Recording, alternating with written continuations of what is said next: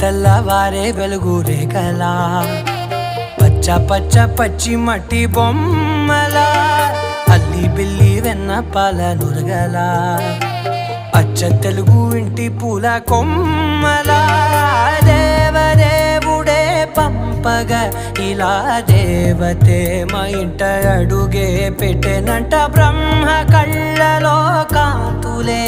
మా అమ్మలా మా కోసం మళ్ళీ లాలి పాడేనంట.